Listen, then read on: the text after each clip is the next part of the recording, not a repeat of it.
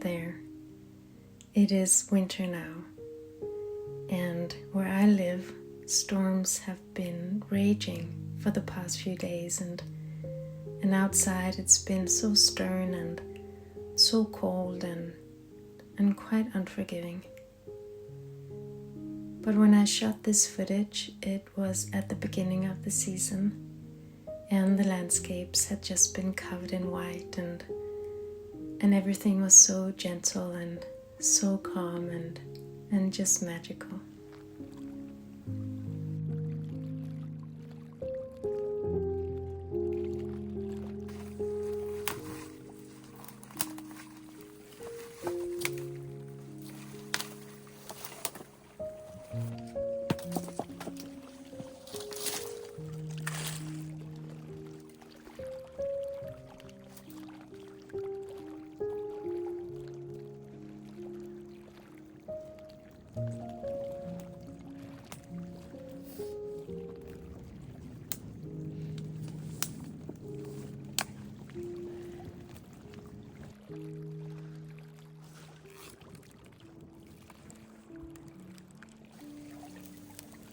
This is my second winter here in Northern Norway, and in many ways winter can feel like this long and persistent challenge.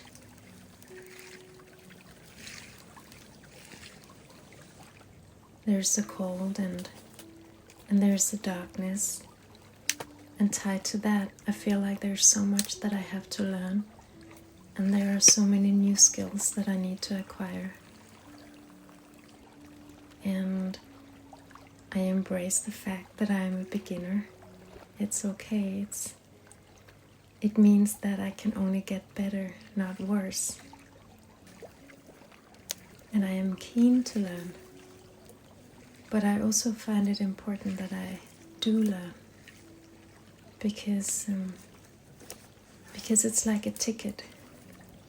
It's like a ticket to be able to be outdoors, and to be in nature, and to be close in a way.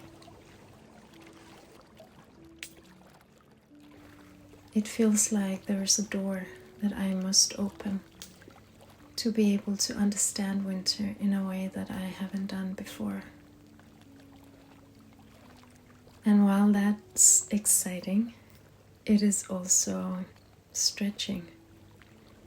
I am stretching my comfort zone constantly in winter, and that can often feel scary, but it can also feel so rewarding once the scariness is over.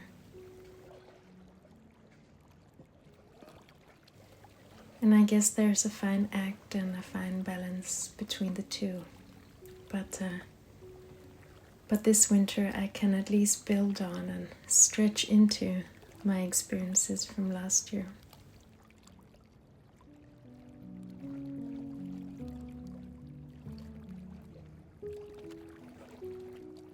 So there is skiing.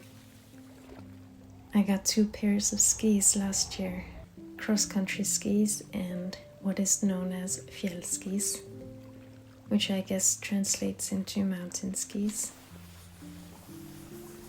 And skiing is definitely a skill and a type of adventure that I hope to deepen and know much better these coming months.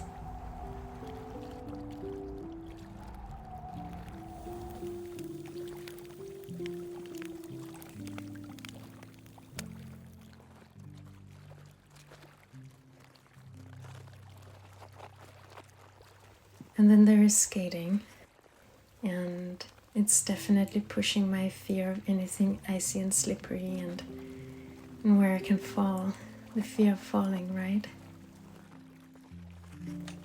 And there's ice climbing, which has a different kind of falling attached to it.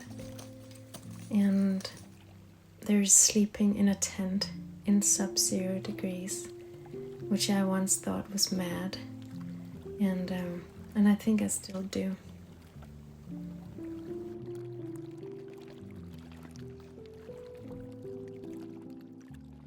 And then there's caving, which has just opened my eyes to this deep and mysterious underworld, which has so much to teach us about perspective and about time and this incredible relationship between the fluid and the solid, the water and the mountain.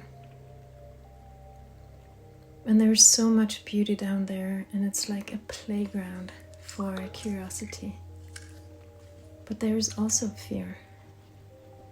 There's fear that the mountain will collapse above you, or that you'll get lost, or that your headlamp will run out of battery, and your backup headlamp will too, and your second backup as well, and then you'll be trapped in darkness and never see sunlight again. But when this first daunting fear subsides and you feel a sense of feeling safe, I find that it's a world of wonder and awe and just never-ending questions that I would never fathom the answer to, even if answers even existed.